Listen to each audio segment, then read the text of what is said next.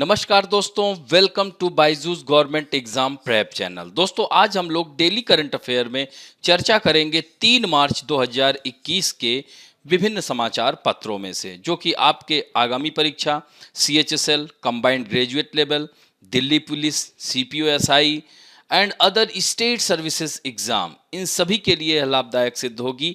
आइए एक एक करके चर्चा करते हैं।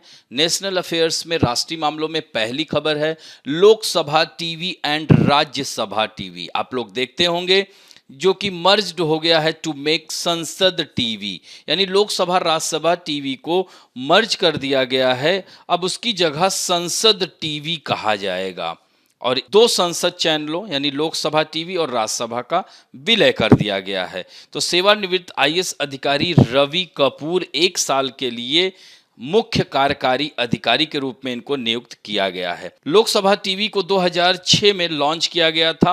उस समय लोकसभा स्पीकर सोमनाथ चटर्जी थे, जबकि राज्यसभा टीवी को 2011 में लाया गया था। दोनों चैनलों से संबंधित सदन की कार्रवाई का सीधा प्रसारण होता था। इसके अलावा कई विषयों पर कार्यक्रम और चर्चाएं भी आयोजित होती थी। साल 2019 में दोनों चैनलों को विलय लेकर के एक कमेटी का गठन किया गया था।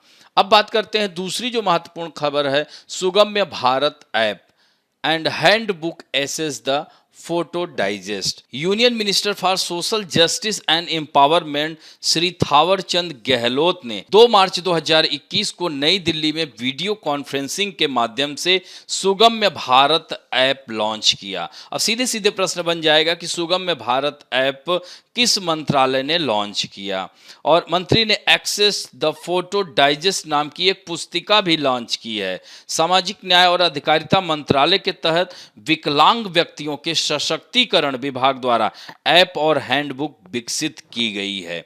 तो दोस्तों, और सुगम्य भारत ऐप क्या है इसके बारे में थोड़ा जान लीजिए। तो यह एक क्राउड सोर्सिंग मोबाइल एप्लीकेशन है जिसमें विकलांग लोगों और यहाँ तक कि बुजुर्गों तक पहुँच संबंधी समस्याएं दर्ज की जा सकती हैं।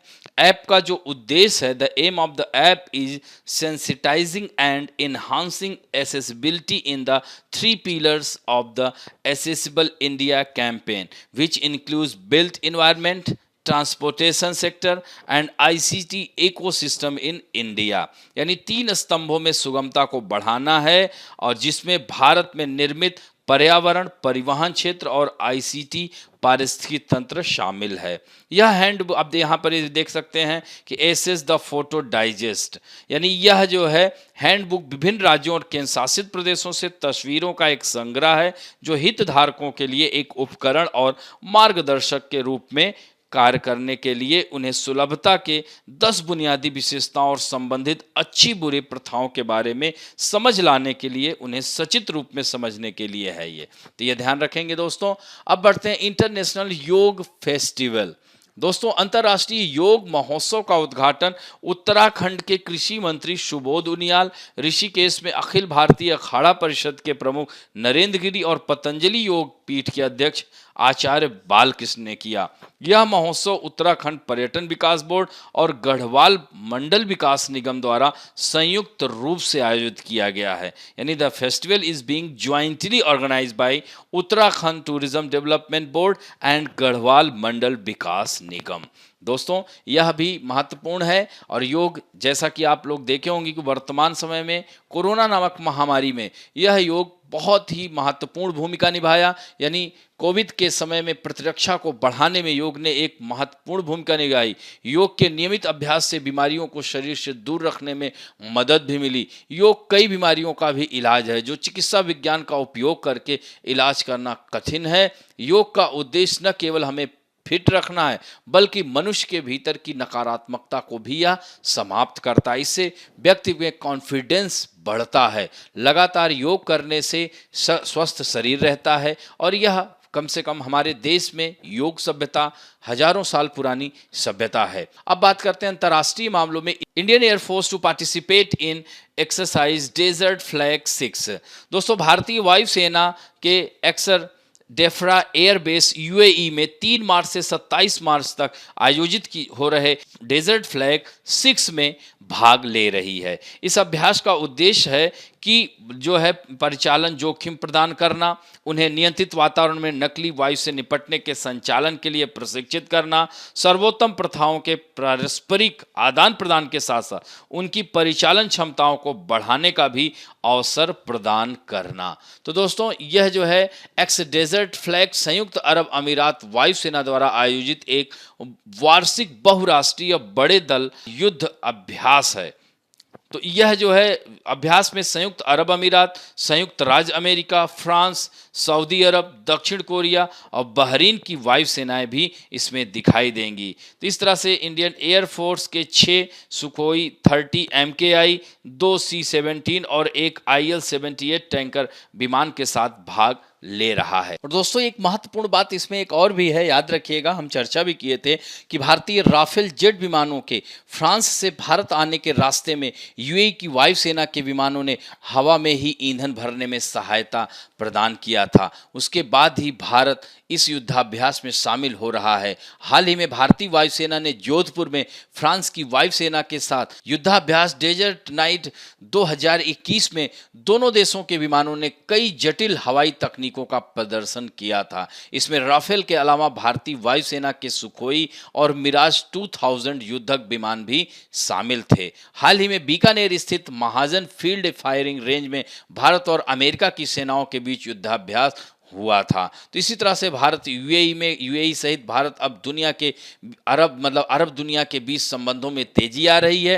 हाल ही में सेना प्रमुख जनरल मनोज मुकुंद नरवणे ने सैन्य संबंधों को मजबूत करने के लिए सऊदी अरब और यूएई का भी दौरा किया था। तो ये बहुत ही अच्छा है पहल भारत की। अब बढ़ते हैं next, greater Afghanistan movement intensified. दोस्तों ग्रेटर अफगानिस्तान के लिए मतलब कह सकते हैं कि ग्रेटर अफगानिस्तान एक अलग देश की मांग ही कर रहे हैं। तो ग्रेटर अफगानिस्तान की मांग करते हुए अफगान नागरिकों ने पाकिस्तान से लगती सीमा डूरंड रेखा, इसका नाम सुना होगा दोस्तों, डूरंड रेखा को विवादित करार कर दिया है। इस विवादित सीमा की वजह से सांस्कृतिक रूप से कहे जाने वाले पश्तून और बलूच समुदाय को अफगानिस्तान व पाकिस्तान में बंट कर रहना पड़ रहा है। इसके खिलाफ लाखों पश्तूनों ने मांग उठाई है। वहीं पाकिस्तान के लिए अस्तित्व का संकट पैदा हो गया है। तो अफगान टाइम्स ने रिपोर्ट में दावा किया है कि इस मुद्दे का परिणाम पाकिस्तान के विघटन के रूप में सामने आ सकता है। दोस्तों आंदोलन को पश्तूज तहफ़्फ़ुज़ मूवमेंट, ये ध्यान रखिएगा, PTM नाम से मंजूर अहमद पश्तीन जैसे नेताओं द्वारा खड़ा किया गया है। मांग है कि ग्रेटर अफगानिस्तान की स्थापना के लिए दोनों देशों की सरहद पर रह रहे पश्तून व बलूच नागरिकों को एक करना होगा, क्योंकि ये दोनों अलग थलग पड़े हुए हैं। एक पार्ट जो है अफगानिस्तान में है तो एक पाकिस्तान में है। तो इस तरह से इन दोनों को संयुक्त रूप से ग्रेटर अफगानिस्तान की ये लोग मांग कर रहे हैं और लाखों लोग सड़क पर उतर गए हैं। तो दोस्तों अनुमान है कि अगर मांग और मुखर हुई तो पाकिस्तान में गृह युद्ध या क्रांति हो सकती है। पाकिस्तान की सेना ने अफगानिस्तान सरकार को PTM को प्रायोजित करने का आरोप भी लगाया है और यह अगर सक्सेस हो जाता है तो पाकिस्तान का 60% भूभाग डूरंड रेखा के विवादित क्षेत्र में है। आंदोलन सफल रहा तो पाकिस्तान छोटा सा देश बनकर रह जाएगा। अफगानिस्तान के पूर्व राष्ट्रपति हामिद करजई ने हाल ही में कहा था कि पाकिस्तान द्वारा डूरंड के क्षेत्रों में हमले करना दरअसल अफगान लोगों को दबाने का तरीका है। वह चाहता है कि लोग इसी को वास्तविक सीमा मान लें। तो यहाँ पर आप देख सकते हैं यह अफगानिस्तान है, ये वाला पार्ट पूरा अलग होने की बात चल रही थी। इससे पाकिस्तान देख रहे हैं सिकुड़ जाएगा। तो इस तरह से पाकिस्तान एक छोटा सा मुल्क होकर रह जाएगा। दोस्तों 1993 में अंग्रेज नौकरशाह सर हेनरी मॉर्टिमर डूरंड ने अफगान अमीर अब्दुल रहमान खान के साथ मिलकर यह सीमा तैयार की थी। इसके आधार पर ब्रिटिश भारत और अफगान राजतंत्र के बीच कूटनीतिक संबंध बने, हालांकि लोगों ने इसका विरोध किया था। तो यानी पहले डूरंड रेखा भारत और अफगानिस्तान के बीच हुआ करती थी, लेकिन स्वतंत्रता के बाद भारत का विभाजन के बाद यह रेखा पाकिस्तान और अफगानिस्तान के मध्य स्थित है। ये भी ध्यान रखेंगे। अब बढ़ते हैं दोस्तों समाचारों में। विभिन्न राष्ट्रीय अंतर्राष्ट्रीय व्यक्तित्व में Satyendra Prakash takes over as principal director general of liaison and communication bureau. दोस्तों भारतीय सूचना सेवा के 1988 बैच के अधिकारी सत्येंद्र प्रकाश ने सूचना और प्रसारण मंत्रालय के अंतर्गत लोक संपर्क और संचार ब्यूरो के प्रधान महानिदेशक पद का पदभार ग्रहण किया है। प्रधान महानिदेशक का पद भारतीय सूचना सेवा का यह वरिष्ठतम पद है। प्रकाश अभी बीओसी में ही महानिदेशक के पद पर पदस्थापित थे। इस पद तक पहुंचने वाले पूर्वांचल क्षेत्र से आने वाले वे पहले अधिकारी हैं। अपनी कार्यकुशलता और नियमों की तीक्ष्ण एवं गूढ़ जानकारी रखने वाले अधिकारी प्रकाश के नेतृत्व में बीओसी ने हाल ही में कई नई ऊंचाइयों को छुआ है। तो इनका नाम याद रखिएगा। अब बढ़ते हैं बैंकिंग और वित्त संबंधी समाचारों में। India at 40 billionaires, Adani Ambani's wealth also rise. दोस्तों, हारून ग्लोबल रिच लिस्ट 2021 के 10वें संस्करण के अनुसार दुनिया में 2020 में प्रत्येक सप्ताह 8 नए लोग अरबपति बने हैं और एक साल में 421 नए अरबपति सूची में शामिल हैं। इसके साथ ही अब दुनिया में कुल अरबपतियों की संख्या 3288 हो गई है और ये 3288 अरबपति 68 कंट्रीज में 2402 कंपनियों में हैं। तो इस रिपोर्ट में 15 जनवरी तक के आंकड़ों के मुताबिक कोरोना काल में वर्ष 2020 के दौरान भारत में 40 उद्यमी अरबपतियों की सूची में जुड़ गए। इन्हें मिलाकर भारत के कुल 177 लोग अरबपतियों की सूची में शामिल हो गए हैं। तो हारून रिपोर्ट के अनुसार टेस्ला के मुख्य कार्यकारी अधिकारी एलन मस्क इस सूची में नंबर 1 पे हैं। उनकी संपत्ति 328% बढ़कर 197 अरब डॉलर हो गई। दोस्तों, इस सूची में दूसरा स्थान अमेजन के जेफ बेजोस का है। अमेजन की कुल संपत्ति में 35% का इजाफा हुआ। बेजोस की कुल संपत्ति 189 अरब डॉलर आंकी गई है।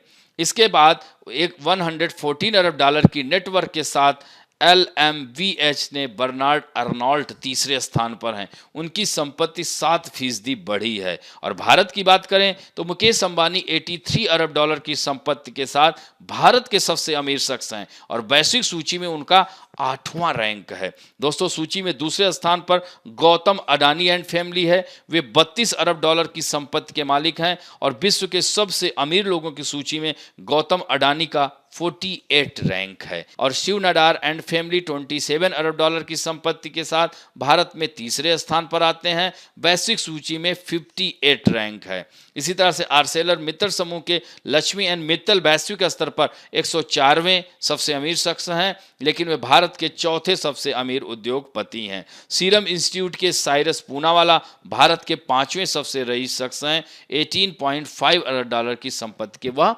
मालिक हैं। अब बढ़ते हैं 2 days spectrum auction complete, Reliance Jio became biggest buyer. दोस्तों, दूरसंचार स्पेक्ट्रम की 2 दिन चली नीलामी संपन्न हो गई। इस दौरान रिलायंस जियो सबसे बड़ी खरीदार रही। दूरसंचार सचिव ने इस संबंध में बताया कि रिलायंस जियो ने स्पेक्ट्रम के लिए 57,122.65 करोड़ रुपए की बोली लगाई और 2 दिनों में 77,814.80 करोड़ रुपए मूल्य के रेडियो तरंगों की खरीद की गई। तो इस तरह से सोमवार को 2250 मेगाहर्ट्ज स्पेक्ट्रम की नीलामी शुरू हुई थी। इसकी आरक्षित मूल्य करीब वैल्यू जो है वह 4 लाख करोड़ रुपए थी। नीलामी के दौरान 800 megahertz, 900 megahertz, 1800 megahertz, 2100 megahertz and 2300 megahertz बोली में बैंड में बोलियां आईं, लेकिन 700 एंड 2500 मेगाहर्ट्ज में कोई बोली वाला लगाने वाला नहीं मिला। तो दोस्तों, वोडाफोन आइडिया ने इस नीलामी में 1993.40 करोड़ रुपए मूल्य के स्पेक्ट्रम खरीदे। कंपनी ने कहा कि उसने नीलामी में 5 सर्किलों में जो स्पेक्ट्रम खरीदा है उसमें 4G कवरेज और क्षमता बढ़ाने में मदद मिलेगी और इसने कहा कि इससे वह अपने ग्राहकों को शानदार डिजिटल अनुभव उपलब्ध करा पाएगी। भारतीय एयरटेल ने भी 18,699 करोड़ रुपए की रेडियो तरंगों का अधिग्रहण किया है। तो यहाँ पर ध्यान रखिएगा कि सबसे ज़्यादा कौन सबसे खरीदार है, रिलायंस जियो। अब बढ़ते हैं दोस्तों, Elon Musk Starlink satellite to launch internet service in India. भारत में जल्द ही, एलन मस्क का नाम तो सुना होगा, हमेशा चर्चा में रहते हैं। टेस्ला के सीईओ हैं। भारत में टेस्ला कंपनी का भी आगमन हो गया है जो इलेक्ट्रिक कार बनाती है दोस्तों। तो एलन मस्क अब भारत में रिलायंस जियो और अन्य टेलीकॉम को कड़ी टक्कर देने की तैयारी में है। एलन मस्क की कंपनी स्टारलिंक जल्द भारत में इंटरनेट सेवा शुरू करने जा रही है। इसके लिए पहले पाव के आधार पर रजिस्ट्रेशन की शुरुआत भी कर दी गई है। तो स्टारलिंक इंटरनेट सेवाएं स्पेस एक्स कंट्रोल करती हैं, जो कि एक एरोस्पेस कंपनी है। तो स्पेस एक्स की स्थापना 2002 में एलन मस्क ने ही की थी। भारत में इंटरनेट सेवा देने के लिए स्टारलिंक इंडिया की वेबसाइट लाइव हो गई है और बुकिंग भी चालू है। रिपोर्ट के मुताबिक इंटरनेट की सेवा 2022 तक शुरुआत में हो सकती है। शुरुआत में हालांकि कनेक्शन के लिए प्री बुकिंग शुरू हो गई है और इस पर जैसे ये है http://www.starlink.com पर जाकर आप प्री बुकिंग कर सकते हैं। स्टारलिंक इंटरनेट के लिए प्री बुकिंग फिलहाल दिल्ली, मुंबई, कोलकाता, चेन्नई, हैदराबाद और बेंगलुरु के लिए हो रही है। इसमें इंटरनेट की प्री बुकिंग के लिए $99 यानी 7300 रुपए सिक्योरिटी के तौर पर देने होंगे, जो कि राउटर आदि के लिए होंगे। तो इस तरह से पेमेंट हो जाने के बाद आपकी लोकेशन पर बुकिंग कंफर्म हो जाएगी और यह सिक्योरिटी 100% रिफंडेबल है। अगर आपको पसंद नहीं आता तो पैसे पूरे वापस मिल जाएंगे। तो शुरुआत में बीटा टेस्टिंग के दौरान 50 से 150 Mbps मेगाबिट पर सेकंड की स्पीड मिलेगी। हालांकि एलन मस्क ने कहा टेस्टिंग पूरा होने के बाद 300 Mbps तक की स्पीड दी जाएगी। मस्क ने यह भी कहा कि स्टारलिंक के जरिए पूरी दुनिया में इंटरनेट देने की प्लानिंग है। अब बढ़ते हैं दोस्तों पुस्तकें और पुरस्कार में। आज हम टेम्पल्टन अवार्ड की बात करेंगे। यह जैसे कभी कभी पुरस्कार आ जाता है कि किस क्षेत्र में दिया जाता है, तो ध्यान रखना टेम्पल्टन पुरस्कार प्रतिवर्ष टेम्पल्टन फाउंडेशन द्वारा दिया जाने वाला एक पुरस्कार है, जो कि अध्यात्म के क्षेत्र में यानी स्पिरिचुअलिटी के क्षेत्र में दिया जाता है और 1973 में ही इसकी स्थापना की गई थी। 73 में जो है शुरुआत हो गई थी। तो यह ऐसे जीवित व्यक्ति को दिया जाता है कि जो अध्यात्म के क्षेत्र में अपना महत्वपूर्ण योगदान दे और पुरस्कार में दी जाने वाली राशि ब्रिटिश पाउंड 11 लाख या अमेरिकी डॉलर में $14 लाख दी जाती है और यह राशि नोबेल पुरस्कार के तहत दी जाने वाली राशि से अधिक है। सर्वप्रथम यह पुरस्कार मदर टेरेसा को 1973 में दिया गया था, यानी पहला टेम्पल्टन अवार्ड किसको मिला था? मदर टेरेसा को मिला। इसके बाद सर्वपल्ली राधाकृष्णन हमारे देश के दूसरे राष्ट्रपति, बाबा आमटे 1990 में और राधा कृष्णन को 1975 में, पांडुरंग शास्त्री अठावले को 1997 में भी दिया जा चुका है। दोस्तों 2012 में यह पुरस्कार तिब्बती धर्मगुरु दलाई लामा को भी दिया गया था और 2020 का टेम्पल्टन पुरस्कार फ्रांसिस कॉलिन को मिला, जो कि एक अमेरिकी चिकित्सक अनुवांशिकीविद हैं जिन्होंने कई बीमारियों से जुड़े जीन की खोज की और मानव जीनोम परियोजना का नेतृत्व भी कर रहे हैं। अब बढ़ते हैं दोस्तों खेल समाचारों में। ICC selected 3 players including Ashwin for player of the month, यानी विश्व के क्रिकेटर्स जो कि एक महीने में उन्होंने क्या मतलब ज़्यादा रन बनाया या ज़्यादा विकेट लिया, उनका खेल कैसा रहा, उस पर आईसीसी ने बेस्ट परफॉर्मेंस के हिसाब से अब performance of the month award दे रहा है। जैसा कि पहला performance of the month award याद हो तो हम चर्चा किए थे, ऋषभ पंत को दिया गया था। तो आईसीसी ने यह नई पहल है, तो इसके तहत इस बार प्लेयर ऑफ द मंथ में 3 खिलाड़ियों को चुना गया, जिसमें हमारे देश के ऑफ स्पिनर आर अश्विन के साथ इंग्लैंड के कप्तान जो रूट और वेस्टइंडीज के खिलाड़ी काइल मेयर को नॉमिनेट किया गया है। इन तीनों खिलाड़ियों का पिछले महीने परफॉर्मेंस लाजवाब रहा। अश्विन ने इंग्लैंड के खिलाफ 4 मैच में की जो टेस्ट सीरीज में पहले 3 मैचों में बल्ले और गेंद से लाजवाब परफॉर्मेंस दिया है। चेन्नई में खेले गए दूसरे टेस्ट के दौरान उन्होंने दूसरी इनिंग में 106 रन की शानदार पारी खेली थी और उनकी इस पारी के दम पर भारत ने मेहमान टीम को 317 रन से मात देने में कामयाब रहा था। दोस्तों अश्विन ने अभी तक इस टेस्ट सीरीज में 176 रन बनाने के साथ साथ 24 बल्लेबाजों को पवेलियन का रास्ता दिखाया है। वह इस बार ICC player of the month के प्रबल दावेदार हैं। वहीं इंग्लैंड के कप्तान जो रूट ने भी भारत के खिलाफ लाजवाब परफॉर्मेंस किया। पहले ही टेस्ट में उन्होंने दोहरा शतक लगाने के साथ साथ तीसरे टेस्ट में 5 विकेट भी लिया था। बात अब वेस्टइंडीज के काइल मेयर की करें तो उन्होंने बांग्लादेश के खिलाफ पहले टेस्ट मैच की दूसरी पारी में दोहरा शतक जड़ते हुए वेस्टइंडीज टीम को 3 विकेट से मैच जिताया था। उस दौरान उन्होंने 210 रन की नाबाद पारी खेली थी। तो ऑस्ट्रेलिया में भारत की ऐतिहासिक जीत में अहम भूमिका निभाने वाले विकेट कीपर बल्लेबाज ऋषभ पंत को अंतर्राष्ट्रीय क्रिकेट परिषद के महीने के सर्वश्रेष्ठ खिलाड़ी के पहले पुरस्कार के लिए चुना गया था। तो ये भी ध्यान रखेंगे।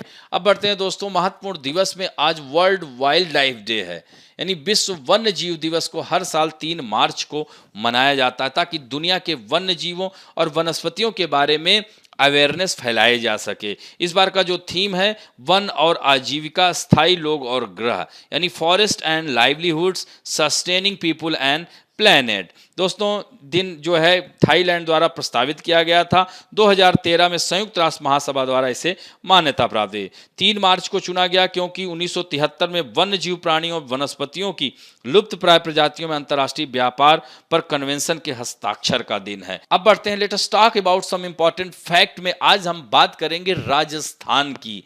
बहुत ही सुंदर राज्य है और यहाँ की संस्कृति, कला, सब कुछ बहुत अच्छा है। तो दोस्तों राजस्थान की राजधानी जयपुर है। यहाँ की जनसंख्या लगभग 7 करोड़ है, यानी 6 करोड़ 85 लाख 200 यहाँ का जो है कह सकते हैं जनसंख्या घनत्व है। क्षेत्रफल इसका 3,42,239। और दोस्तों एरिया वाइज यह भारत का सबसे बड़ा राज्य है। पहले एमपी हुआ करता था, लेकिन जो है 1 नवंबर 2000 को छत्तीसगढ़ निकल जाने के बाद अब जो है सबसे बड़ा राज्य राजस्थान है। 33 जिले हैं, हिंदी भाषा, ब्रज भाषा, और इसका गठन 1956 में हुआ था।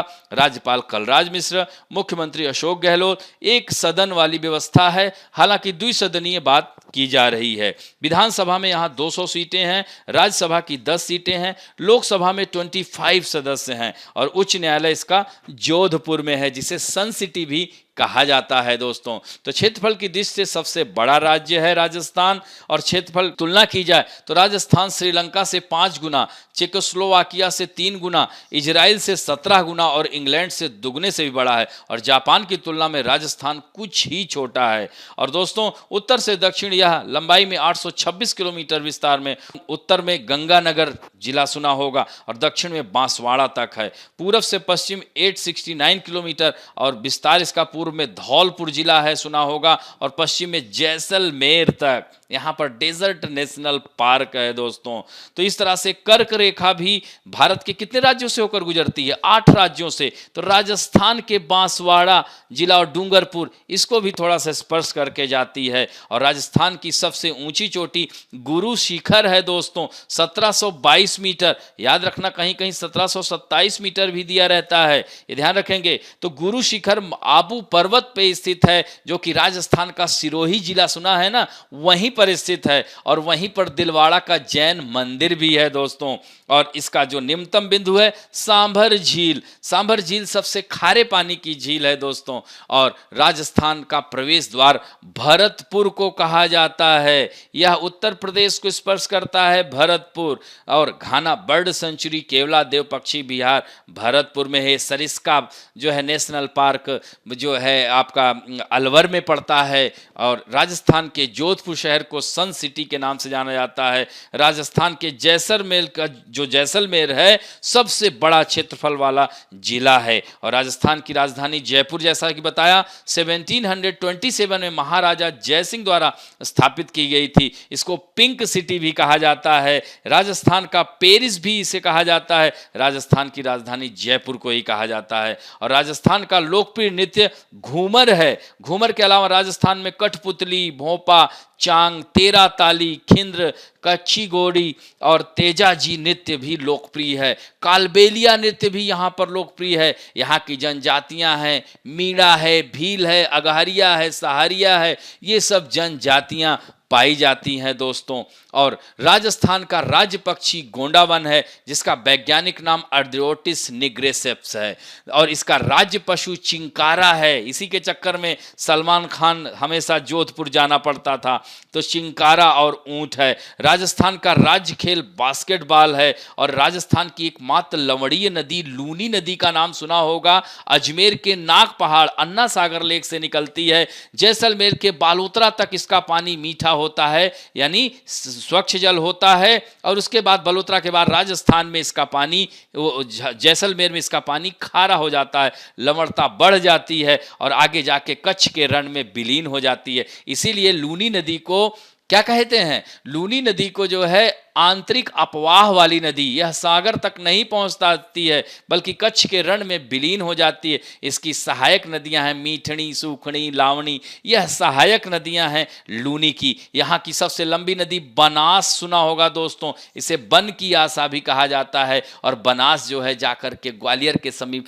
चंबल नदी में मिल जाती है, अरावली के पश्चिम से निकलती है। ध्यान रखेंगे दोस्तों। तो इस तरह से लूनी, बनास, चंबल नदी भी राजस्थान में, ये कह सकते हैं बनास की सहायक, बनास जो है चंबल में ही जाकर के मिल जाती है। घग्गर नदी है, यहाँ की प्रमुख नदियां हैं। तो ऊंट अनुसंधान केंद्र बीकानेर में स्थित है, यहाँ पर झीलें जयसमंद, पिछोला, फतेह सागर, उदयपुर, उदयपुर को झीलों का शहर ही कहा जाता है बच्चों, याद रखना। तो इस तरह से राजस्थान के बारे में जो महत्वपूर्ण बातें हैं, यहाँ पर जैसे दिशावार अगर उत्तर राजस्थान के जिलों की बात की जाए तो थोड़ा सा मानचित्र में देख लेते हैं और आसान हो जाएगा। तो उत्तर जिले जैसे गंगानगर, हनुमानगढ़, ये ध्यान रखेंगे, उत्तर में गंगानगर, हनुमानगढ़, चूरू और बीकानेर आ जाता है। देख रहे हैं ना, बीकानेर दिखाई दे रहा है। तो इस तरह से ऊपर से दक्षिण देखेंगे, और इसी तरह से दक्षिणी राजस्थान में तो उदयपुर, डूंगरपुर जिले, ये देख रहे हैं उदयपुर, डूंगरपुर नीचे तक फैला हुआ है। और अब ये नए बन गए हैं, पुराना मैप है, ध्यान रखेंगे, उदयपुर, डूंगरपुर, बांसवाड़ा, यहाँ जनजातियां खुपाई जाती हैं, प्रतापगढ़, राजसमंद, चित्तौड़गढ़, भीलवाड़ा, ये सब जो है क्षेत्र हैं। और पूर्वी राजस्थान में जैसे धौलपुर आ गया, जयपुर, दौसा, सीकर, झुंझुनू, अलवर, ये सब, करौली, टोंक, सवाई माधोपुर, ये सब आ जाते हैं। और दोस्तों यहाँ पर रणथंभौर नेशनल पार्क है, इसका नाम भी याद रखिएगा। यहाँ पर सरिस्का नेशनल पार्क है, ये भी नाम याद रखिएगा। यहाँ पर डेगाना, टंगस्टन की खान पाई जाती है। ब्यावर नगर सुना होगा आप लोगों ने, यह जो है यहाँ सूती, राजस्थान की पहली सूती वस्त्र मिल यहाँ स्थापित की गई थी। राजस्थान के बारे में तो 10 मिनट में बताया ही नहीं जा सकता, बहुत सारी बातें हैं। और रणथंभौर राष्ट्रीय उद्यान सवाई माधोपुर में ही है, इसे सवाई माधोपुर को टाइगर सिटी के नाम से भी जाना जाता है दोस्तों। जैसे जोधपुर को हमने क्या बताया, सन सिटी के रूप में जाना जाता है, उसी तरह और भरतपुर को पूर्वी राजस्थान का द्वार भी कहा जाता है। यहीं केवला देव घाना राष्ट्रीय उद्यान भी स्थित है। इसी तरह से जयपुर के बारे में तो मैंने बताया ही, पिंक सिटी है ही, और भी यहाँ ब्लू पॉटरी और कह सकते हैं संगमरमर की प्रतिमाओं, राजस्थानी जूतियों के लिए भी यह प्रसिद्ध है दोस्तों। तो यह राजस्थान का मनमोहक दृश्य, राजस्थान के प्रथम मुख्यमंत्री हीरालाल शास्त्री थे, ये भी कई बार राजस्थान के जो स्टेट एग्जाम होते हैं उसमें आया हुआ है। लेकिन फिर निर्वाचित मुख्यमंत्री की बात आए तो टीकाराम पालीवाल थे, और राजस्थान के प्रथम राज्यपाल श्री गुरमुख सिंह निहाल सिंह थे, और राजस्थान के प्रथम विधानसभा अध्यक्ष नरोत्तम जोशी थे, याद रखिएगा। और राज्य की प्रथम महिला मुख्यमंत्री वसुंधरा राजे, और राजस्थान की प्रथम महिला राज्यपाल प्रतिभा देवी सिंह पाटिल। तो यह इस तरह से यह बातें थी, इन्हें समझने का प्रयास, और इसको खूब अच्छे से राजस्थान को तैयार करिएगा आप लोग। अब बढ़ते हैं आप लोगों के सेक्शन में, जो कि बहुत ही अच्छा उत्तर दे रहे हैं, और मैं यही कहूंगा कि आप लोग ज्यादा से ज्यादा उत्तर दें तो और अच्छा रहेगा। आज तो उत्तर बहुत कम लोगों ने दिया है, सुभाष रानी, विश्वजीत कुशवाहा, निशा यादव, मुस्कान, हरुण शेख और उदय जी के, इतने लोगों ने ही मात्र कमेंट और उत्तर तो एक ही 2 लोगों ने दिया है। आज पता नहीं क्यों आप लोगों ने, बहुत कम लोगों ने, मैं यही चाहता हूं कि आप लोग उत्तर दें। इसका आंसर तो हम बता ही देंगे, लेकिन अगर आप लोग उत्तर देंगे तो बहुत आसान हो जाएगा, आपको यह कभी भूलेगा नहीं। तो आज पहला प्रश्न है, which TV channel was merge with Lok Sabha TV? Lok Sabha TV का विलय किस टीवी चैनल के साथ हुआ है?